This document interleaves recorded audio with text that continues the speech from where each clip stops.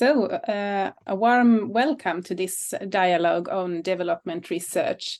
And the topic today is the extractive industries in the developing world, dilemmas and opportunities. It's a topic definitely filled with dilemmas and conflicts, which I'm sure will be a lot of interest for you. So this dialogue is this 8th dialogue in a series of dialogue organized by SEI Development Policy and Finance team and SweDev, the Swedish Development Research Network. My name is Janet Vähämäki, and I'm the team leader for the DPF team and director for SweDev. So the aim with these dialogues on development research is that we want to spread the findings of development research. It should be a learning space where development researchers around the world can share and discuss their work with other researchers and practitioners and policymakers. So our aim is to invite speakers around the world for engaging dialogues where the topic is presented by the researcher and then either a policy maker, civil society representative, or other researchers are commenting on the topic. Just on the ones who are organizing this event. So the Development Policy and Finance team, we're an interdisciplinary group of researchers working on topics related to human development and environment at the SEI. And SweDev, it's a member-based network that was constituted in November 2019. And the network works with strengthening collaboration with research community and with increasing the interaction between researchers and practitioners. So for this dialogue, I'm very happy to introduce the speaker. It's Tony Addison, a distinguished professor of economics at University of Copenhagen. He was a former chief economist and deputy director of UN Wider in Helsinki, and a former professor at Manchester University. And we have Joachim Wolfeil as the discussant. Joachim is a senior advisor of conflict and justice at Diakonia, but he has several years of experience of work with extractive industries and especially with minerals. So Joachim will be the discussant, but also moderate this session. And I will now give the word to Joachim, who will present the setup of this seminar a bit closer. Thank you both, Tony and Joachim, for being here with us. Okay, thank you for inviting us for this exciting discussion and a very timely discussion also, as we are facing the dilemma of a world really in need of making a transition to green technology.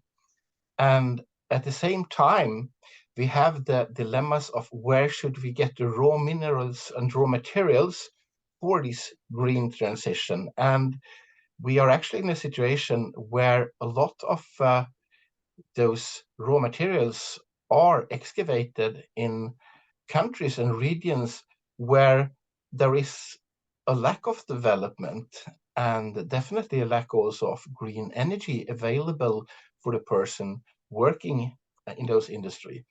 I am really thrilled to and have a great expectation as listening to Tony, because he also told me when we had a preparation that he's interested in dilemmas, and so am I. So this will be exciting. So what we'll do is that we will give the floor to Tony for about 30 minutes. And after that, we will have a discussion between Tony and me, where we will try to dig into some issues that he has talked to. And then there will be an open floor from all you in the audience that you can ask for clarification or maybe for a question you would like us to dig into. So please, Tony, the floor is yours.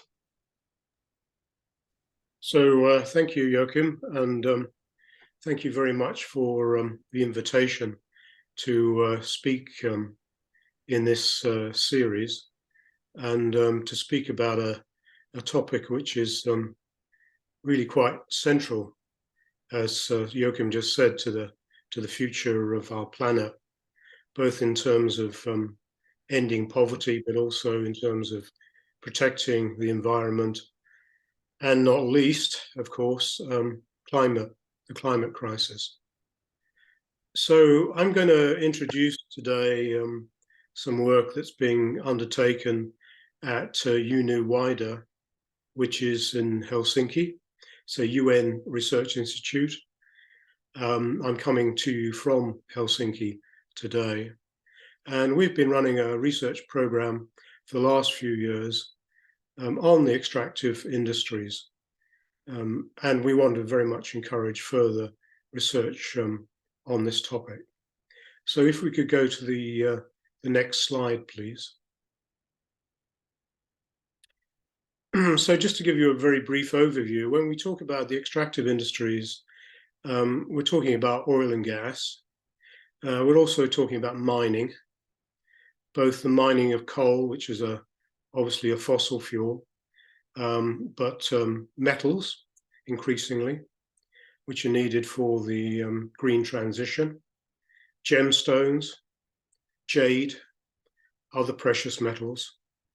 We're talking about quarrying, things like sand and stone, which, despite the fact that we no longer live in the Stone Age, are still immensely important to our materials economy. But we also have to sort of set this alongside the many non-renewable resources that are also evident, renewable resources, such as soils, forests, fisheries, biodiversity, waters, which if are husbanded, can last for many, many more decades than the non-renewable resources of oil, gas, and mining. And indeed, it's very important to think of resources in an overall context, because in particular, the renewables, particularly things like soils and forests and waters, are immensely valuable not only to nations, but also to the livelihoods of poor communities. Many people still make a living in agriculture, fisheries, and so forth, but also tourism. And one problem that we have with the resources sector overall is that the renewable resources are still undervalued relative to the non-renewable resources. So, we don't have enough carbon pricing. We have a lot of fossil fuel subsidies, which encourage the use of oil and gas and coal. And although the circular economy is starting to grow, it's certainly nowhere near large enough yet for what we need in terms of the preservation of the nature of the planet and the defeat of the climate crisis. So I always like to put the extractive industries within that context, because it's not only important for us to think about it in this way as we design policy and try and influence governments in the design of policy as well as international organizations, but also as we think of it as a research topic. Many countries, or indeed, I think absolutely all countries, have a mix of resources. Some have many fossil fuels. Some have a lot of metals. Some, are very renowned for their forests and fisheries. So it's really desirable for countries to think of their resources as constituting a kind of portfolio. So some of those resources will be doing well in the market, in the commercial market. Some will have a finite life, particularly the non-renewables, but others will have a growing market, and there may be new possibilities, particularly with new technologies coming along. So if we think about the resource portfolio, we know that fossil fuels will eventually strand. That is, they will be commercially unprofitable to extract. And there's quite a large debate about when exactly that will happen. And perhaps we'll come back to that in discussion. The metals certainly have robust markets, particularly the critical metals. We think here of cobalt, of lithium, of the rare earths, but also such large-scale metals as iron ore even, or in particular copper, as well as nickel increasingly that goes into batteries, but then you get graphite and other materials as well. Renewables actually offer new possibilities, including actually replacing some of the metals. And of course, renewable energy offers the possibility of replacing oil, gas, and coal eventually, which is one reason why we need to think about preserving our natural capital in its renewable form. But also, as many countries are increasingly discovering, forests and soils and other aspects of nature offer new commercial possibilities. They don't just have an intrinsic worth, but they also have the potential to offer carbon sinks. So that's given you a brief overview of the topic. Let's proceed, please, to the next slide.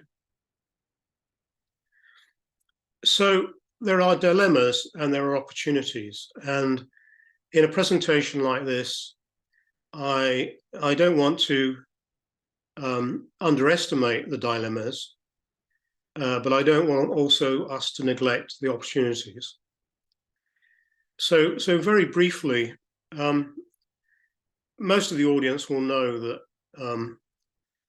oil and mining have a particularly toxic history. This is often referred to as the resource curse. In brief, it's a toxic history of colonialism, including the exploitation of indigenous people, indeed their slavery. It's a history of pollution, often on a large scale, of metals in water or large-scale oil spills. It's unfortunately a sector that also has a great frequency of corruption, and indeed sometimes state capture, whereby elites ruling the state basically pursue their own personal interest in the management of resources rather than the public interest. And these are pretty well-known dimensions of the resource curse. And they are a big source of emissions as well, the extractive industries. We obviously think of oil and gas in this context in coal, but the metal sector is also quite a high emissions sector, including the refining of metals. So one dilemma we have is that for the poorer world, despite the existence of this quite common resource curse, they're also a big source of export earnings, sometimes exceeding well over half of all export earnings of some of the lower income countries, and indeed some of the middle income countries as well. They're often the biggest source of foreign investment, particularly in the mining sector today, as we're getting in a very large, long period of mining activity, especially in the critical minerals area. And they are often the biggest source of public revenues through taxes, royalties, and other revenue mechanisms.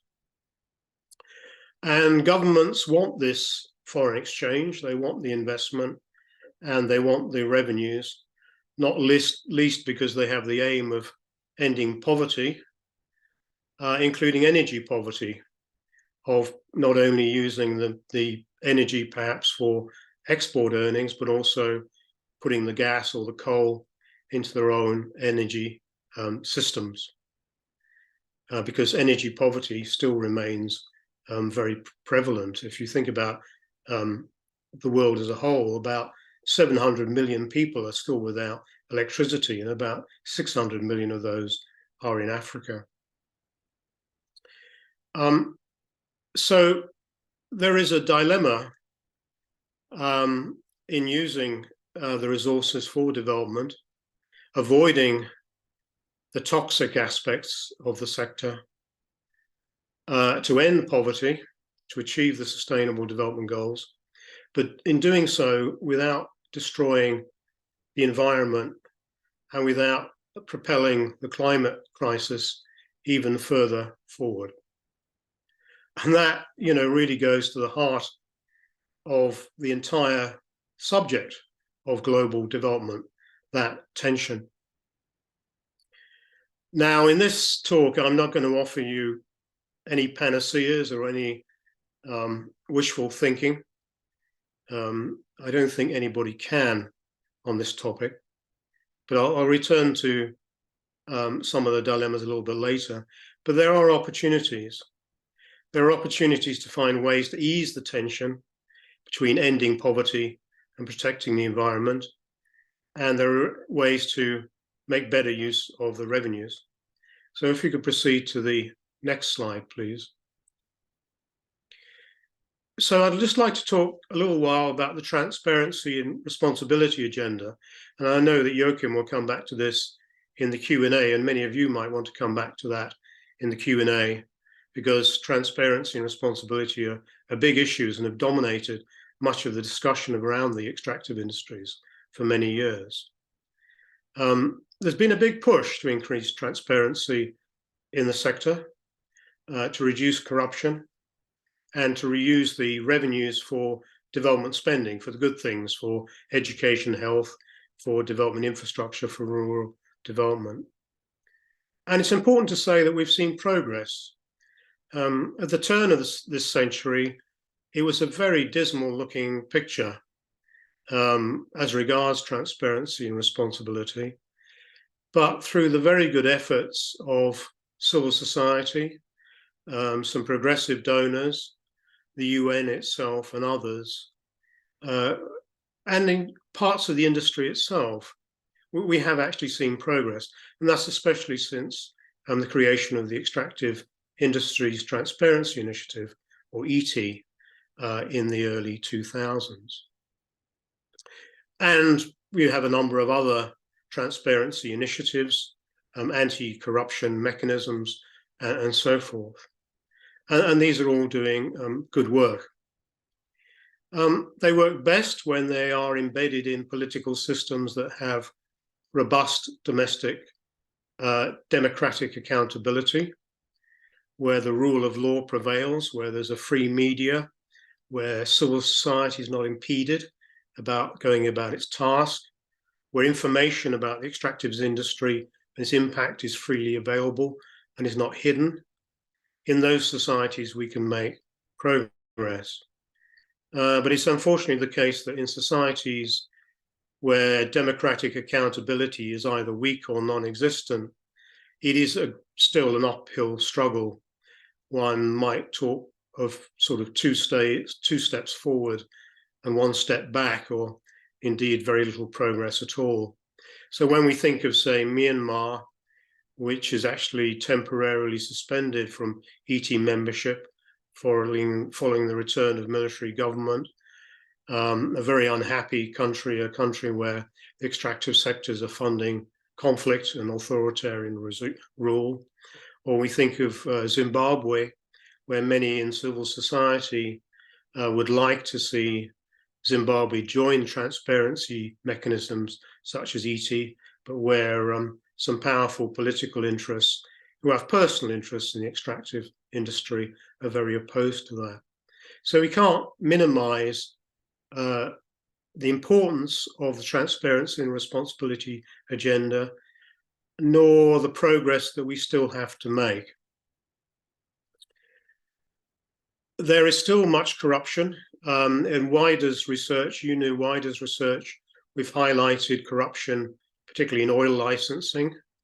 That is the granting of licenses for the exploration and production of oil, and the use of tax havens to cover that non-transparency. If you go to our website, we'll see several papers on that.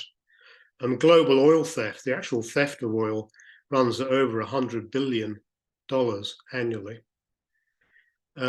We've seen progress in terms of prosecutions, particularly under the Foreign Corrupt Practices Act of the United States. These prosecutions particularly have been of commodity traders, and the whole commodity trading sector has been exceptionally problematic. The SEC and the Department of Justice in the United States have handed down some very large fines, including this year, and obviously you can see these in the media for yourselves. I personally don't believe that the penalties are big enough. You can fine a company a couple of $100 million for corruption, but if that company is making $3 billion in profit, you know, that's basically a business cost. What we need to see is more jail time, or indeed the introduction of an international corruption court, which has been proposed by Peter Hain in the House of Lords in the United Kingdom. And we've also seen irresponsible debt accumulation. Mozambique is an example of that. There's been a push to improve company transparency, but also responsibility. And I do want to emphasize this because often the image that's given of extractive companies is that they are, you know, all universally bad. And that's certainly not the case. There's been a lot of work within the bigger companies, the listed companies, which are listed on the major stock markets, to improve their impact on communities and the local environment. There's been a move towards green mining, although one can have a debate about what that actually means in practice, but certainly the use of more renewable energy, the use of more technology to understand the mining footprint and to minimize any biodiversity and water pollution impacts. But that's not to say that, you know, bad accidents still occur. They do still occur. Much of this impetus is being given by an industry association in the mining sector, ICMM, which has done very good work in this area, but has also been pushed along increasingly by investors, ESG investors, investors concerned about environment, social impact and governance in their investment portfolio. And that's become a bigger force, particularly over the last 5 years. So we are seeing progress in mining. I think there's been less progress, however, in oil companies, oil and gas companies, understanding their community impact. And we might want to return to that later on. I'd just like to make the point here that responsible companies, companies that do concern themselves with community impact and environment, work best with inclusive governments, i.e. governments that are concerned to try and meet the SDGs, to use the revenues responsibly, and to work with communities and governments and other governments and corporations to get the best outcomes possible. But there are many irresponsible companies, some real bandits, some real rogues. And unfortunately, when these work with what we might call exclusive governments, governments that are simply concerned with maximizing their own personal wealth or grandeur, then irresponsible companies and exclusive governments are unfortunately mutually attractive. And we see quite a number of those cases in the developing world. And I've already given a few already, and you can see more in our wider research. Just as a footnote, there is now considerable expertise in managing extractive revenues, giving advice to governments on tax agreements. And I'd like to shout out here for the Intergovernmental Forum on Mining and Metals, which does excellent work in this era. You can read more of that on our wider website. So that's a very important agenda. It's still a very active agenda. But if we could move to the next slide, please. Running alongside that agenda and of increasing importance is the other agenda of what we call the nature and net zero agenda, which of course, you know, interacts with the very first agenda through, for example, government and corporate responsibility. And here we're talking about minimizing the impact on renewable natural capital, making sure that we are not damaging those extraordinarily valuable species and forests and biodiversity and water which, as I said at the very beginning, offer far more development potential than an oil and gas mine, or indeed, a critical mineral. So, a mine has a life of about 30 years, an oil and gas facility might last for 20 years. But, if we husband nature, then we're talking about hundreds of years of potential benefit for nations and communities. And of course, there's the whole net zero agenda of minimizing the climate impact and moving the whole resource use system towards net zero itself, which is not easy, and I do not underestimate that. Now, at this point, we have a tension, which is that many governments do not want to cut their use of fossil fuels. They have the oil and the gas, they have the coal. Many of them want to earn the revenues, partly because I said earlier they want to use those revenues to end their own poverty of their peoples, but also they want to use the energy resources to defeat their own energy poverty. And this can be summarized up by a statement by one African president prior to COP27, President Buhari of Nigeria, who said, "Don't tell Africans they can't use their own resources," pointing to the fact that African leaders are increasingly resistant to being lectured about climate change and fossil fuels, while at the same time, particularly the global north, is not delivering enough support in terms of finance for renewable energy, for example. So we have a real dilemma there. And the dilemma is amplified by the fact that our remaining global carbon budget to meet 1.5 is very limited. But also climate change itself will undermine prosperity eventually if it goes out of control. And we still have too little climate finance. So the stranding of fossil fuels will eventually occur. Demand may peak this decade, according to the IEA, but big markets remain. There's still a good export market, for example, in Asia, not only China, but increasingly India as well. If we could move to the next slide, please.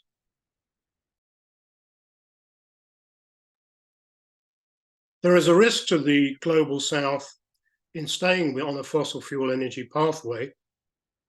So we've said that many governments would actually, like to keep using their fossil fuels for their own energy use, for defeating energy poverty and for the revenue. But there are risks to staying on a fossil fuel pathway if you are a developing country. One is that it will actually restrict your participation in global green value chains. As those value chains increasingly decarbonize, it will become very difficult to get your exports into those value chains, whether they be manufacturers or agriculture, if your mining sector is not decarbonized, and if you're still using coal or oil or gas fired power in, for example, refining your nickel for batteries, as in much of Indonesia's electric vehicle industry intends to do. So there's a dilemma, which is that exports will increasingly run up against carbon border taxes. The European Union's carbon border adjustment mechanism is a portent of this. So eventually is action in the United States under its Inflation Reduction Act. But we'll also see more carbon pricing in China as well, which will infect China's import.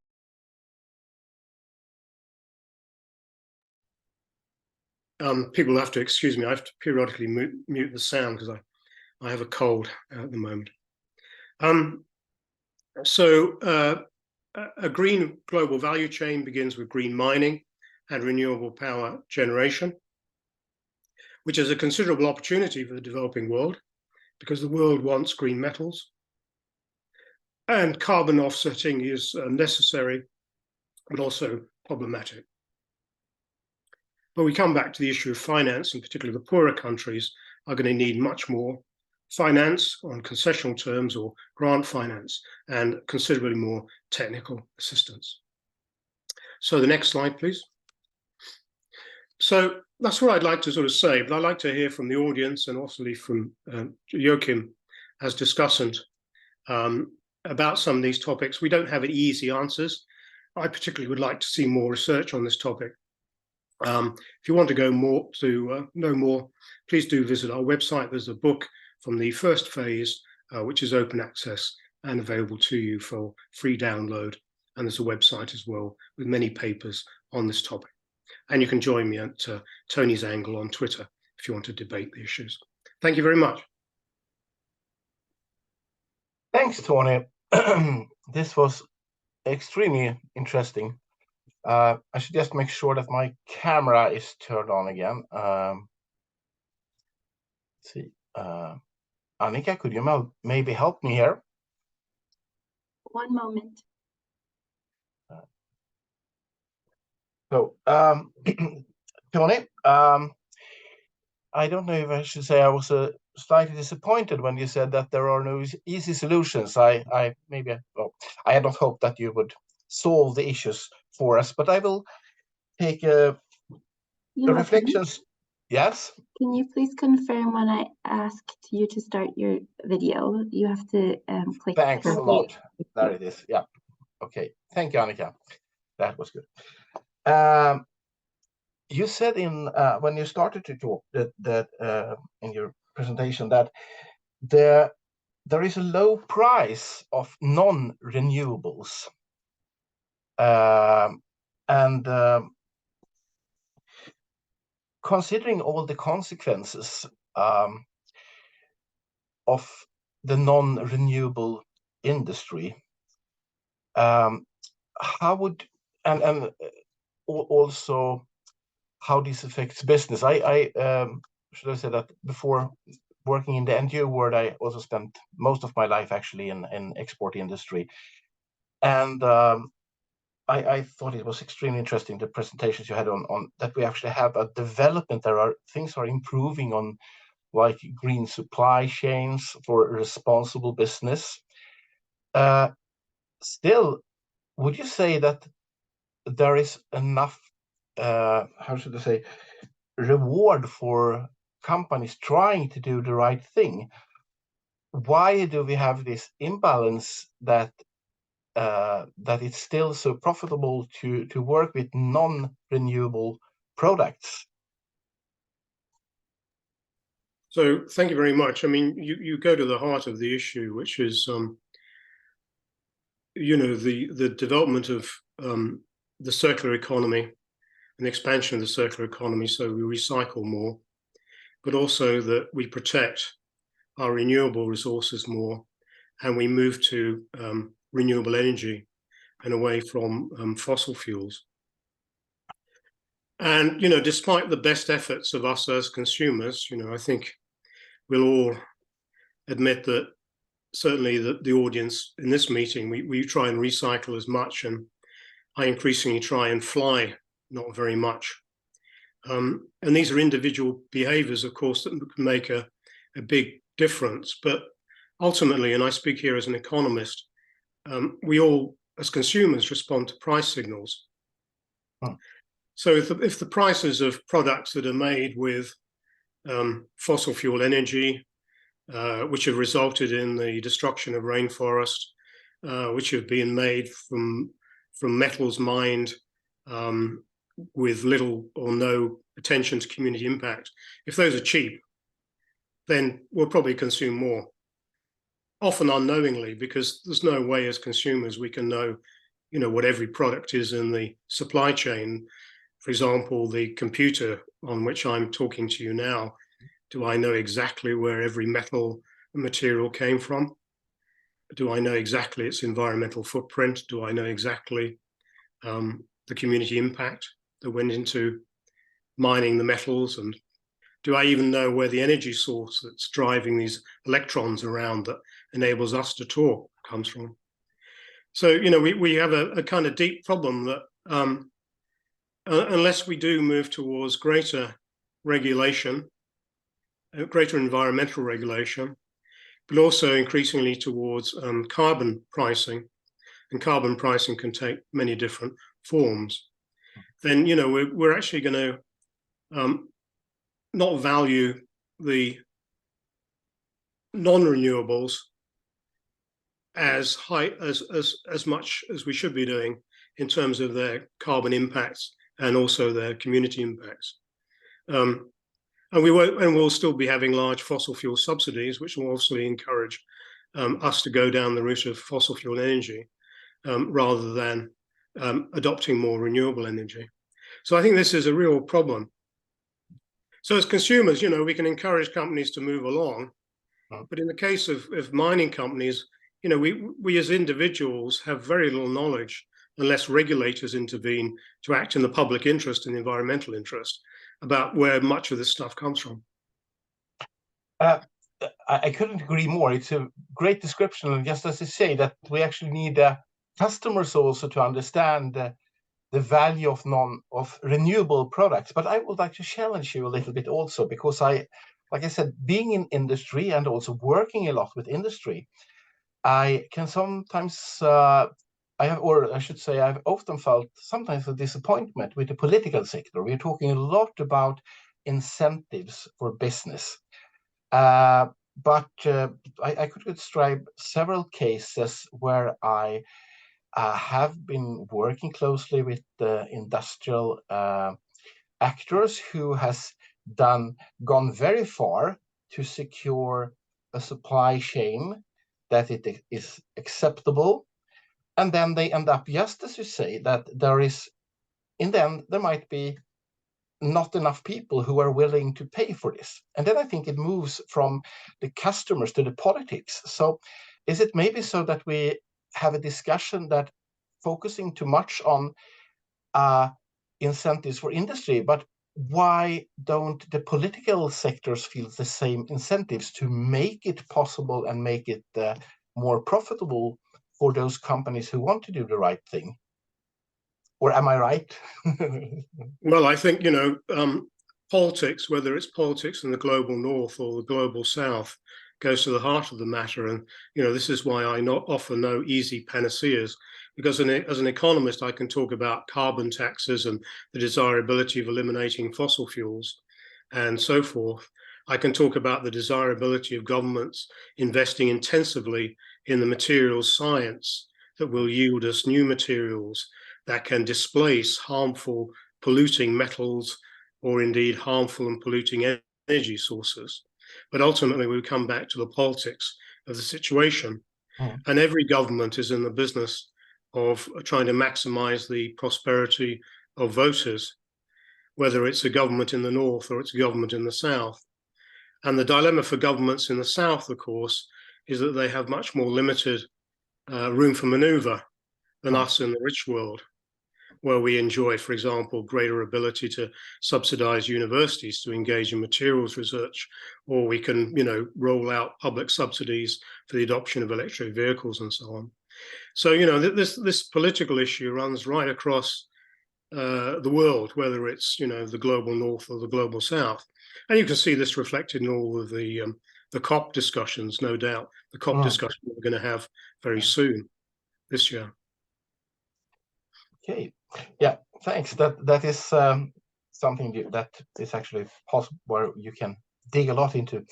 I will actually move now to a more holistic view that I would like to ask you about, especially as an economist, because just as you described the situation from countries where we have a lot of these raw materials, that there is the lack of democracy, lack of development.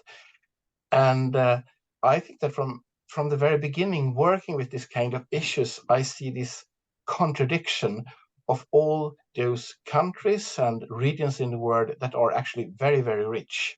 You have these very rich resources that should be the perfect base for building wealth and prosperity. And instead, you seem to have not only a lot of poverty, but also that those countries are stuck in poverty. Could you try to elaborate a little bit on why this is happening? Are there a connection between this richness and resources and poverty for the population? If there are connections, how could we maybe break those connections? And what could be positive factors that could be encouraged? Well, here we come back to the resource curse, which I was talking about earlier, in all of its dimensions.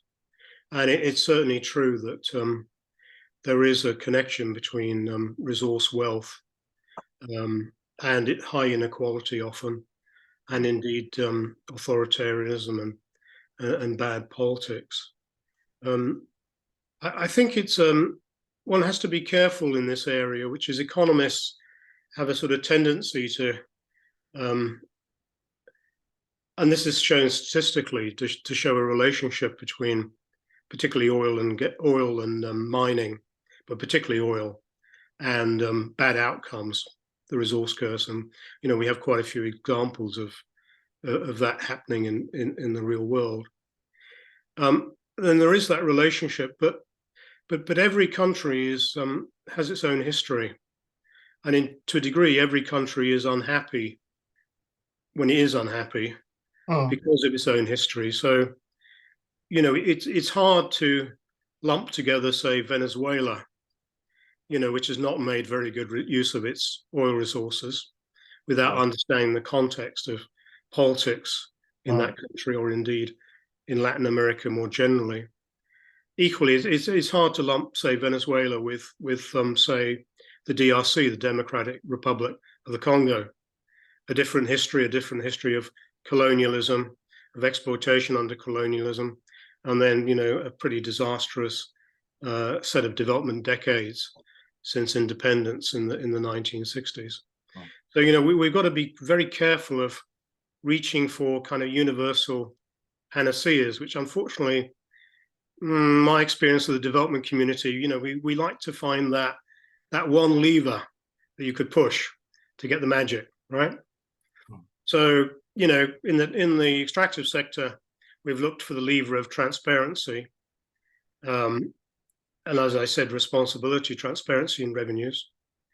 And we've made progress, as I've said, particularly since the creation of ET and the civil society around that. But, we know that civil society is not a panacea. It's not the magic wand, because in some countries, civil society is grossly oppressed. It cannot report freely on the extractive sector, or indeed on other government activity. So, we do have a problem there.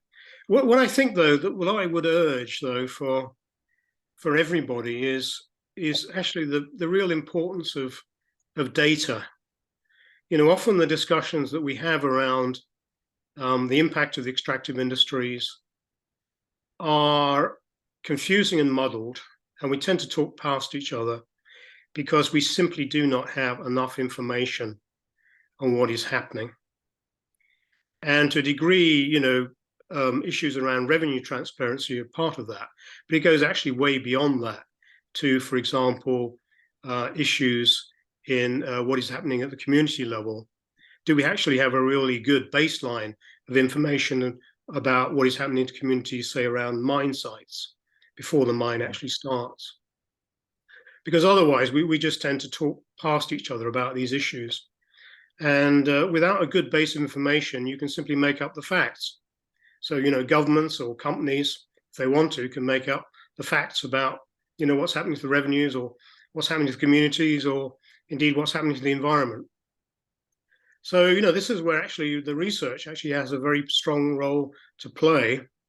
But it's only, in some senses, a basis then for further discussion.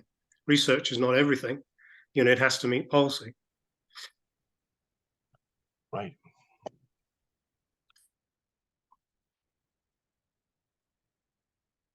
So we have a lot of interest, or very initiated questions actually coming in from the audience. I will soon let the audience in. I'll just come back to one other issue, and being from Sweden, and I think also this is I can see a dilemma that is very clear when you come from countries in the global north that are rich on resources. And we have a very intense discussion here with a lot of substance in also, that we're discussing the environmental consequences of excavating our own resources. I mean, there must be seen there are very, like I said, very relevant questions, that you should not destroy livelihood for indigenous populations, that you need to take care of natural preservation and natural values. But if you look at this financially, is there a balance on? We are also in the global north the biggest customers of green energy. Is there a balance of our will to actually excavate resources domestically, or is it actually so that we are more accepting on excavation, even with negative consequences in other parts of the world? So basically, I know that you're also a professor in Copenhagen. So if you could we say that there is a not in my backyard problem for rich countries with resources? Well, I think that is certainly the case, and you kind of point to a contradiction, an irony in our position in the wealthy world, which is that, you know, our consumption far exceeds that of the developing world. And yet I think it's the case now that 75%, 3/4 of all mined metals come from the global south, in part because that's where the mining investment has taken place over the last 30 years. And that's in part because in the richer world, many of our countries do not want to mine. There's a lot of local opposition, including in the Nordic countries, but also in my own country, the United Kingdom. And that's you know, that's a problem. It's a problem also, but we need to defeat it. You know, the advanced economies have tremendous resources in terms of human capital that they can provide in terms of technical assistance to the global south in expanding renewable energy. It has to go along with more finance. Sweden itself has had a very honorable history in materials science. Much of the chemistry, if you look at the periodic table, much of the chemistry in materials was actually discovered by Swedish science over a course of more than 100 years. So the scientific base in the advanced economies for developing new materials, including materials that substitute for non-renewables, particularly polluting materials, I think is considerable. If you look at the Nordic region, I'll just give you one example. Lignin, which is a component of plants, it gives the tree and plant its stiffness. So plants consist of about half lignin, trees often more, makes them stand up. Well, lignin is actually a very interesting substitute for graphite in batteries. And now there is actually a nascent Finnish industry to supply lignin to electric vehicle manufacturers in Sweden. So you think this comes back to my point I made during the presentation that when countries think about their resource portfolios in the global south, they shouldn't just think about, you know, their oil and the gas and the mining. They should also think about the forests and the renewable resources, because those actually are potentially very commercially viable as we get the new material science to develop those products. So there's a big role for the global north in doing that and helping the global south move forward in that. Right. So the essence still that now when we are discussing this, we are talking about basically that we have the need for the resources and where should they be excavated. When I look in the chat here, I will try to bring up some of the very good questions that we have here. If we don't talk, there is a radical suggestion here. René Mortensen is pointing out that what do you, if we don't speak then about should we excavate here or there? What about the COP28 being about putting a cap on the extraction of fossil fuels and then take care of the socioeconomic consequences? Could we make a stop? Well, that would be a very interesting proposal to take to COP, given that COP is being held in the Gulf countries this year, and oil and gas is so important to the Middle East region, both Saudi and the Gulf countries. It'd be an interesting proposal to take. I mean, one issue that could be discussed, for example, is, given the very narrow window of opportunity we have, and given a diminishing global carbon budget, if we are actually to achieve 1.5, which now looks quite remote in some ways, it is whether oil and gas production should be suspended in the high-income countries, but also in parts of the global south, which have also traditionally relied on that. But again, we come back to the political difficulties, which is finding any politicians in the exporting countries which will actually agree to that, including in the advanced economies. I mean, I can think of a near neighbor to Sweden, which is unlikely to cease oil and gas production in the next decade, despite sitting on $1 trillion sovereign wealth fund. But I let you pose that question to Nordic politicians as they fly to the Gulf for their COP meeting. That's I think that would that would probably be an intriguing question for our neighbors.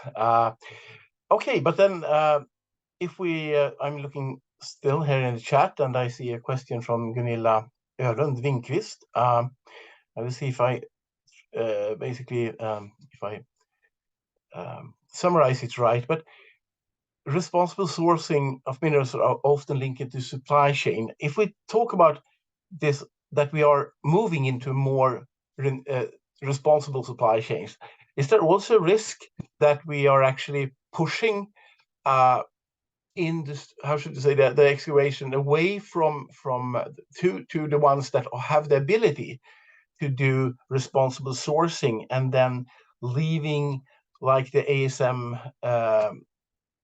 artisan miners, the small scale miners, totally out of the picture? Because this is something that I often see when we work with field studies, that all of the requirements that are needed to actually be a part of supply chains can normally be handled by bigger companies.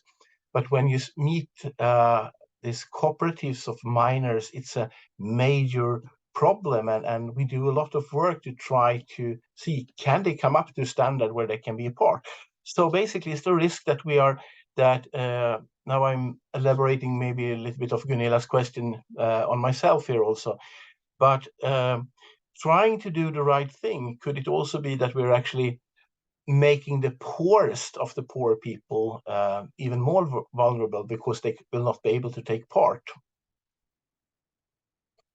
Yes, that's a very good question, and raises another of the many dilemmas in the sector.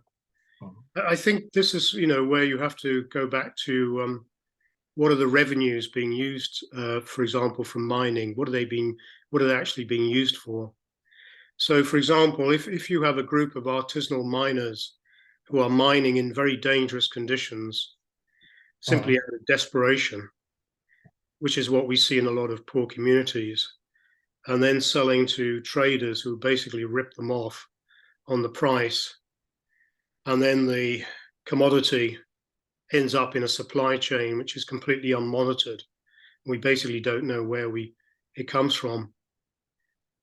It's pretty hard to expect that group of desperately poor people to cease artisanal mining just because, we in the global north think it's a good idea. Oh. And you touch on the fact that, for example, the gemstones that might be coming out of the industrial mine will be certified, and they'll be entering a proper supply chain.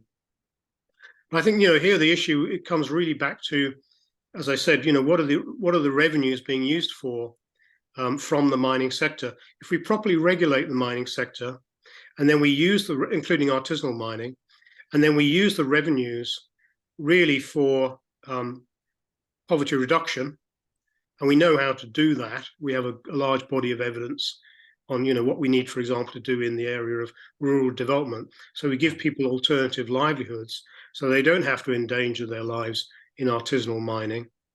Then I think that is the way forward. But yes, if we just introduce responsible supply chains, and we don't in any way help the artisanal miners, then their lot actually might become even more desperately vulnerable. Right. A question here from Björn Kando in Zambia, and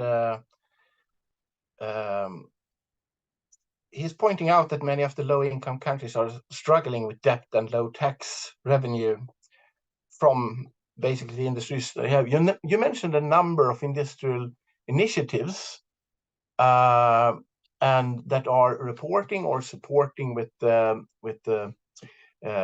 responsible supply chains.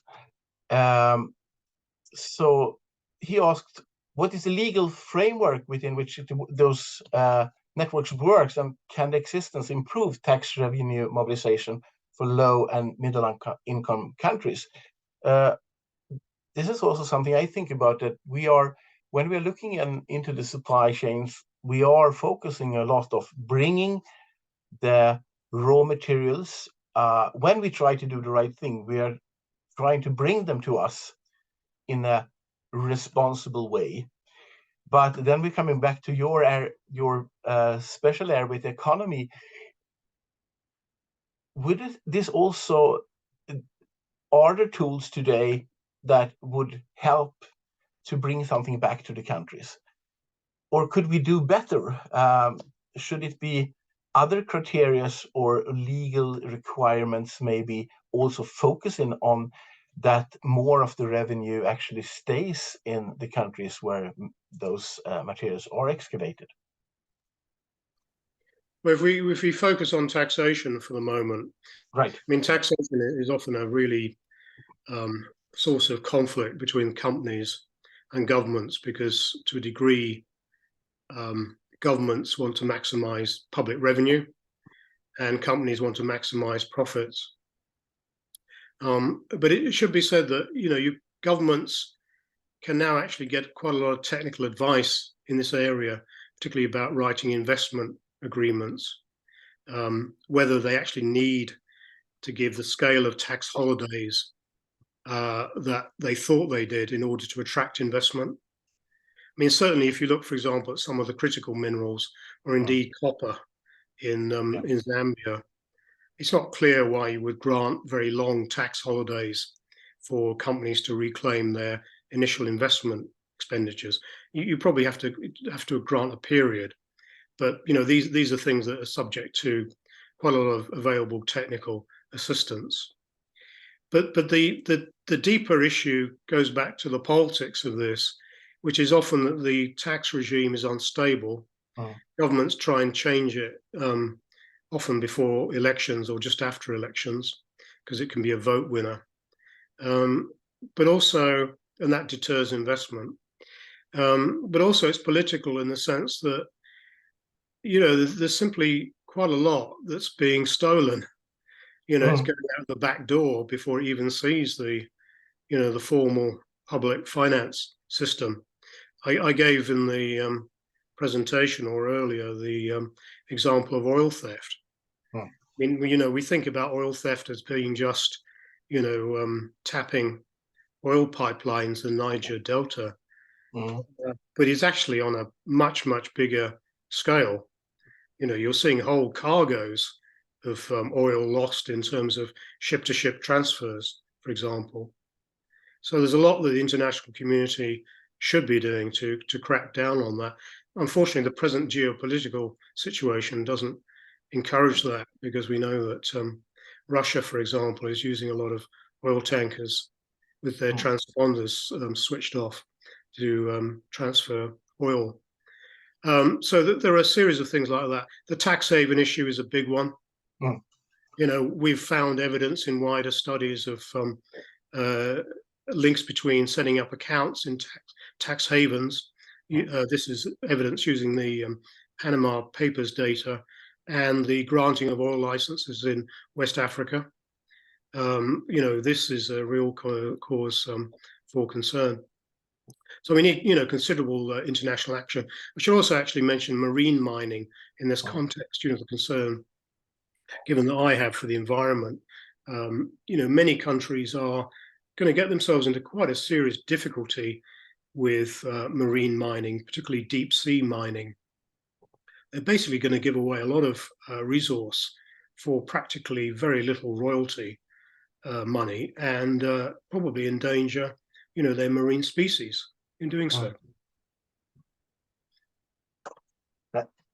It's really interesting when you move into the tax haven issues, because this is something that I also have heard meeting like minor cooperatives that when they would like to advise us on what we can do from European Union perspective, for example, our discussions are very much about technicalities of the supply chains. How do you trace them? How do you mark them? How do you follow them? How do you by the smelters? And then this is, of course, also details you will discuss with people even in the small scale mining industry. But then if you ask them what could really be done, they will say, go for the money. Because as long as there are possibilities to steal money in this enormous scale and place them in like tax havens, there will just be new ways to cheat on the technical issues. Is it maybe so that are we looking the wrong way, or could we do better in actually targeting the money in the unsustainable and irresponsible industry? Well, we as a development community, we quite often have a tendency to focus on good but relatively small impact recommendations. So I think, a responsible supply chain it's not a small recommendation. It's very important. If I go back to the area of taxation, though, a lot of the development community talks about, improving, say, taxation of the informal sector, which is largely outside the tax system in most poorer countries, or indeed improving the income tax system. These things can be desirable, but, shaking down some small businessman trying to make a business, on a street in an African city, who doesn't actually have much in the way of sales, for a few more dollars, excuse me, a few more dollars of tax revenue,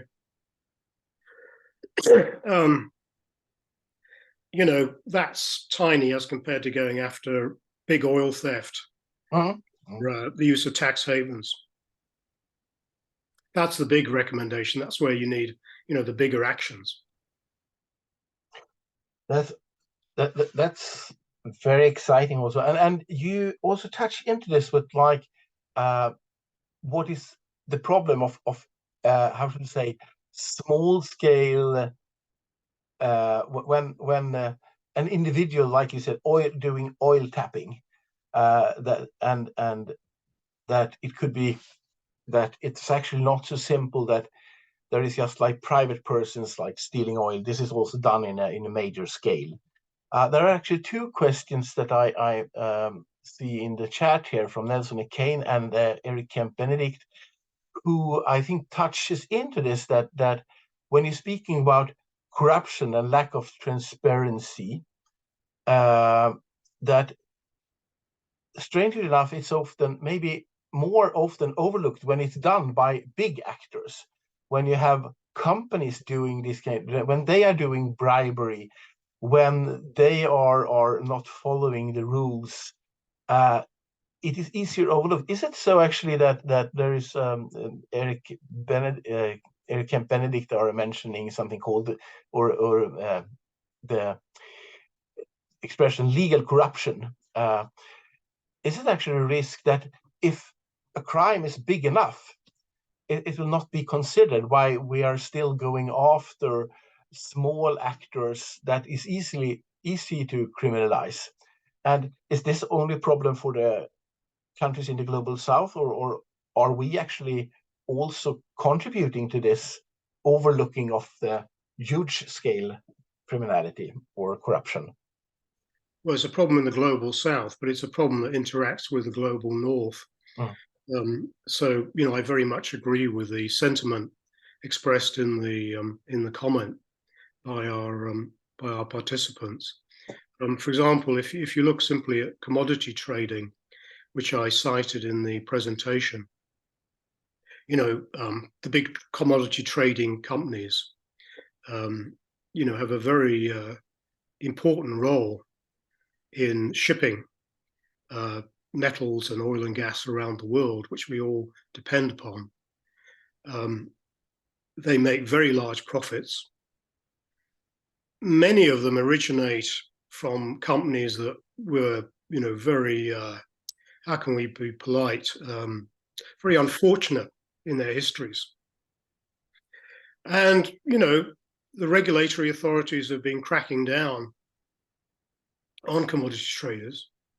And there have been some very large fines.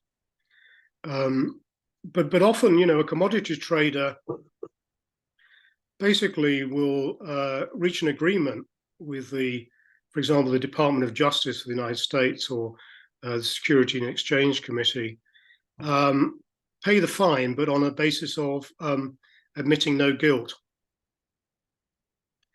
And I would say this is really unacceptable, because, classically, you're blaming the trader, whose bonus depends upon, the amount that they've earned trading, for engaging in the bribery.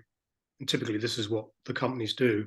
And they fire them, and, they say that we're going to introduce proper processes from now on. And yet still these cases occur. You really have to have very big penalties, I think, for the very top management.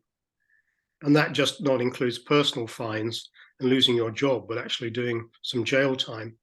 Because, people have to understand that corruption is not just, the money.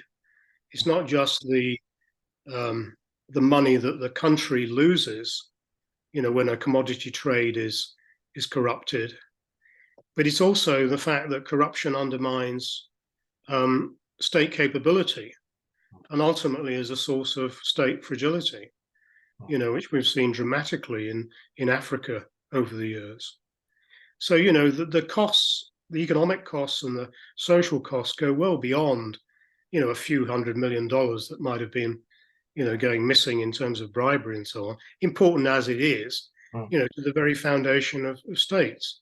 You can see that today in Africa, in Sudan, the Central African Republic, in many of these countries that are in deep distress. Right. So I will. What were interesting to hear your views on, and I think you touched into this also in your lecture and in some of the questions. When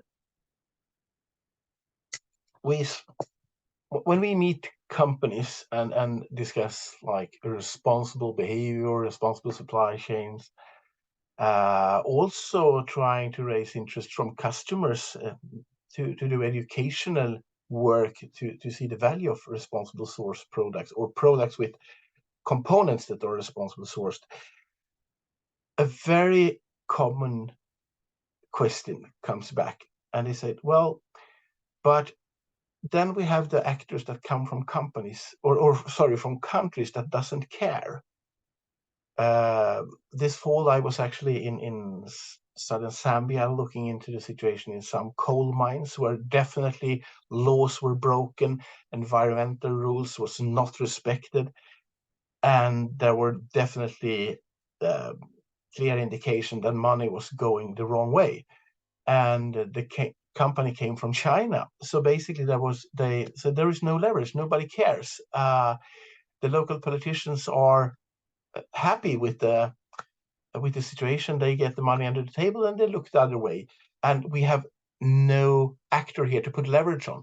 So is that a valid, so there's like two questions coming to this, that well, if you would hear companies then from European Union countries say that, well, actually we are placed in an unfair situation here with unfair competition because there is a pressure from our governments to behave correctly, but then we have to compete in the global south with companies from governments that doesn't care. Would you say there is it true, this description? And the other question would be, of course, that what could we do about it? And I think that would be like the last point of the discussion that we will have time for.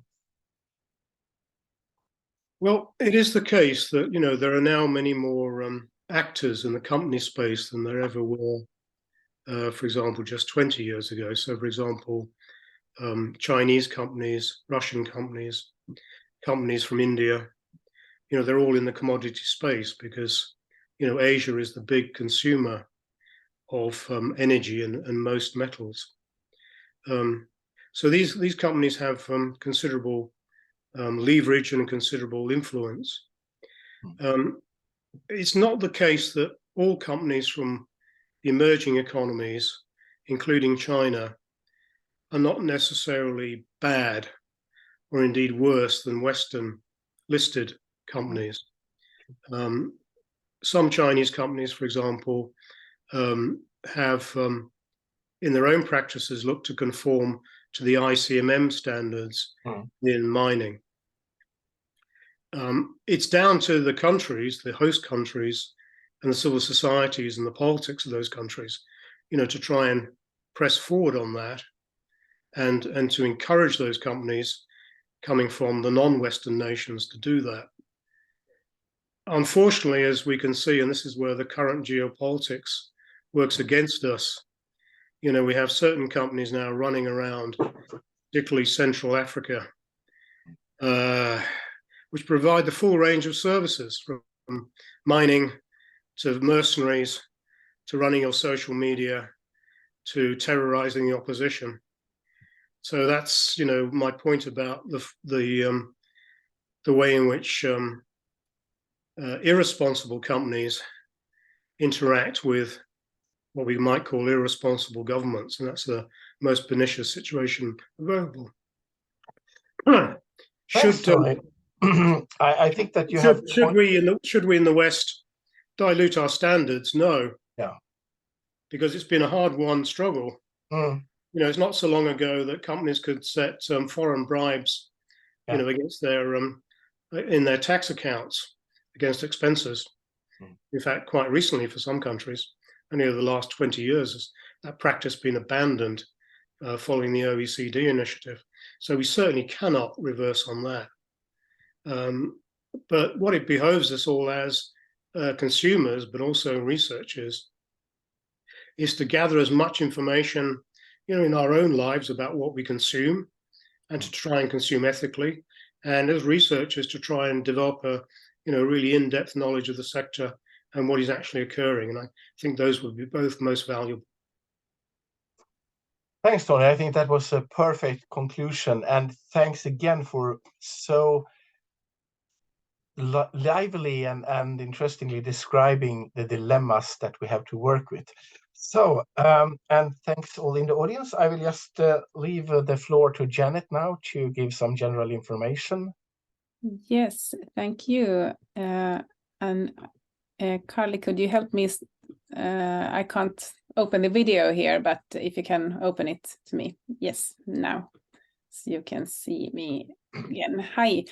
Very good. Thank you so much, Tony and Joachim, for this very, very interesting discussion and presentation. I think you're really digging into a big problem. It's not black and white, it's not bad and good, and you were really digging into it, and it really shows the importance of research, importance of civil society engaging in this question, and I think excellent discussion. Just for all of you, thank you for participating, and this dialogue was recorded, so we will publish it on the SweDev webpage after this, and you can spread the word by sending out the link to others who were not here. A couple of words, just that if you want, we will organize new dialogues like this one. And the next one in the row is 28th of November, when Melissa Leach from IDS will be talking about a topic on recasting development in an era of polycrisis. So watch out for that one. And the way you get to know about these dialogues and you get the invitations is by signing up to SweDev's newsletter on SweDev's webpage, which was sent out in the chat. And it's swedev.dev, unless you didn't see that. So watch out for new dialogues, and please send the word forward on participating on these ones. And you're also very welcome to, if you have any topics or ideas for next coming dialogues, please just write to us after this dialogue.